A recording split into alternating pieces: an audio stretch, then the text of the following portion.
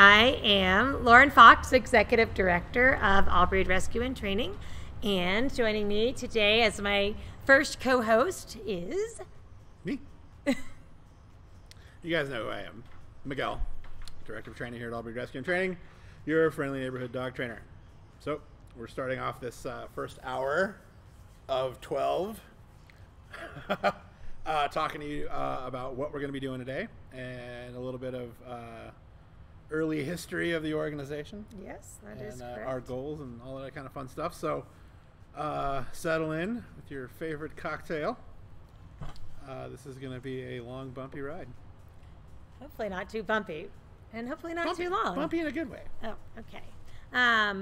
So just to start us off, we are doing this today to promote and try to reach our Indie Give goal. So we are part of the Indie Give campaign that wraps up at 11:59 tonight, and it is our largest campaign that we are part of.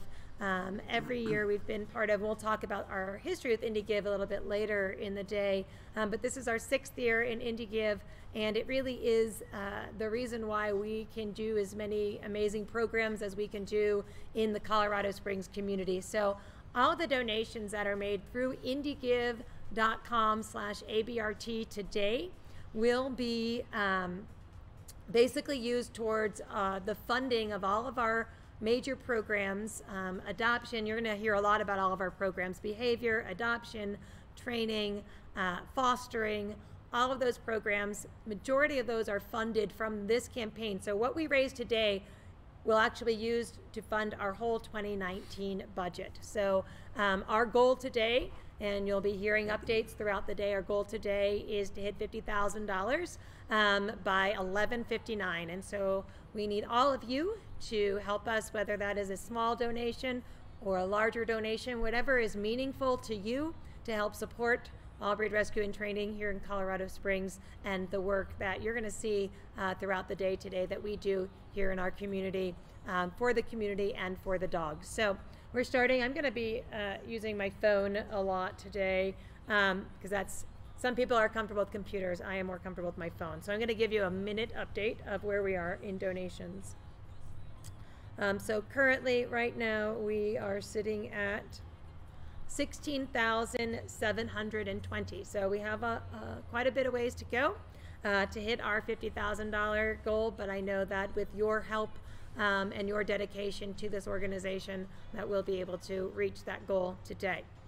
We also have a couple other challenges, and we'll talk about those a little bit later as well, and go through all the ways that you can help the organization through Indie Give today. So that's a little bit about the campaign. I'm going to talk about, and you can help me out if you want to, Miguel, what you're going to be seeing here around each block. Oh my goodness. So you know when to tune in, and if you just want to keep us live streaming all day, you can certainly just keep us up all day long. That's a good possibility. It is, because we don't, I mean, we're live. We don't actually have any idea what's going to happen today. We have a framework. We do. We have it looks like this. Here's our frame for today. With the best laid the scenes, best laid plans of mice and men, so they say. Correct. So we are 8 minutes into our first hour. We'll be talking a little bit here in a minute about some early history.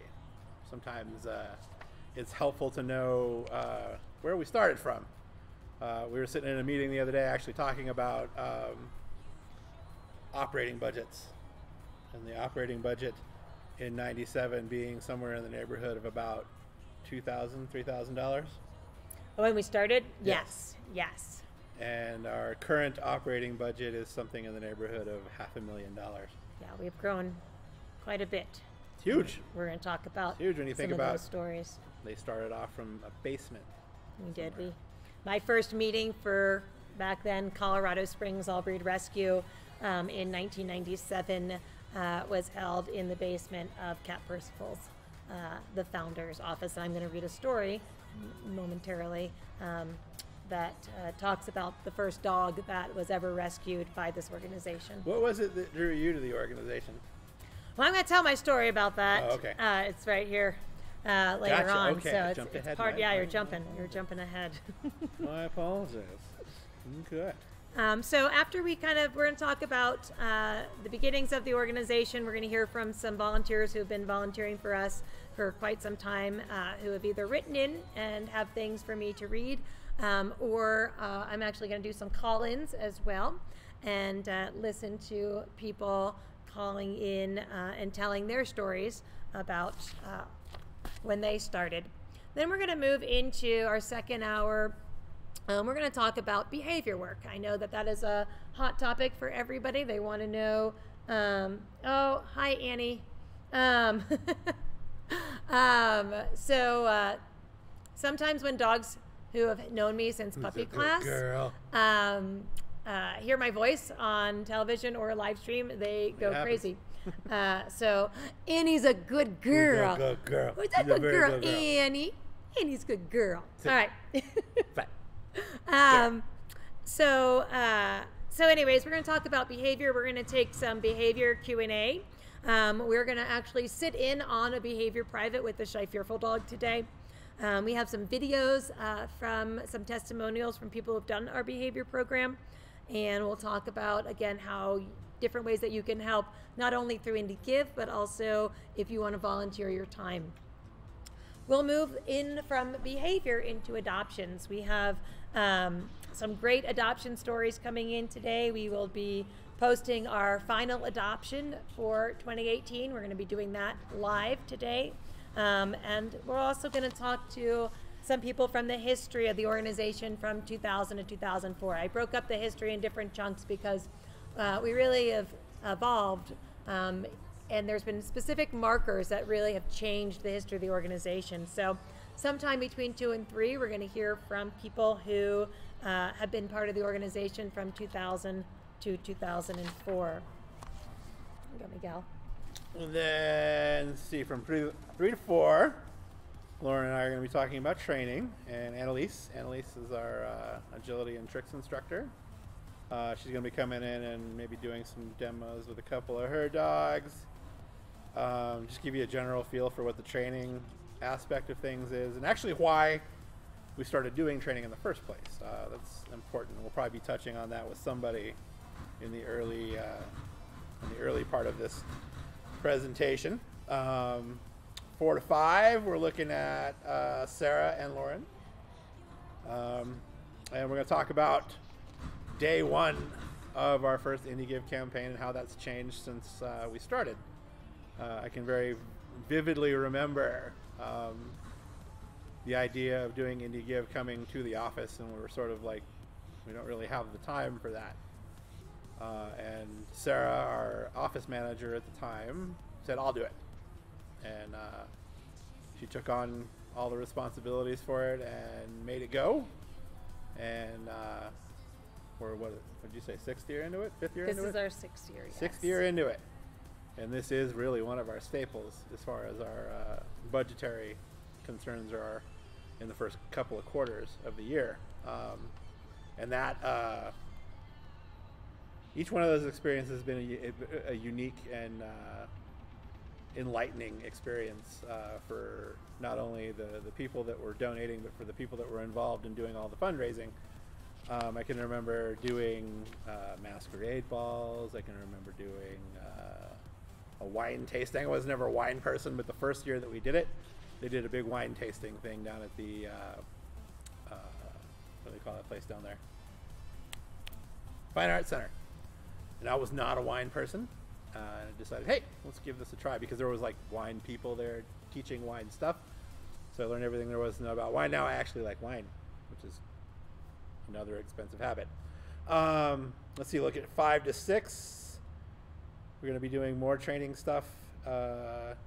We were going to talk to Lenore, one of our agility instructors, but she has come down with some sort of ick. We have a lot of ick going around. We've had several guests who are going to come in today or call in and are feeling a little icky, so I'm going to be reading a lot of statements today as well. Maybe we should do a puppet theater. We might do that later. We might. You don't know what we're going to do. Right. We have an outline, but anything is possible. And then from 6 to 7, we're going to be talking about fundraising with Nicola and Lauren. Nicola is one of our powerhouse fundraisers. She is definitely a woman on fire when it comes to talking to people and getting businesses and other entities to support our mission in the community. It's been a pleasure to actually watch her work and how she works with all of the other people in our organization to get things done. So that's going to be cool. We'll be talking about foster dogs, and we'll be talking to dog walkers. That's a job there, baby. I was a dog walker for quite a while. I think there was a moment in time when I was doing dog walking shifts 2 days a week, 7 days a week. And it didn't matter what sort of weather it was. You know, you guys see what it's like out here today. Those dogs still got to get walked. So we'll be talking to them and talk a little bit about what their challenges are and what their bliss points are, so to speak. Walking dogs it can be a little bit of a chore, but especially with our student trainers, all that dog walking is experience. All that stuff is them getting their chops and learning how to do what they do, so they can talk to clients about dealing with dogs that are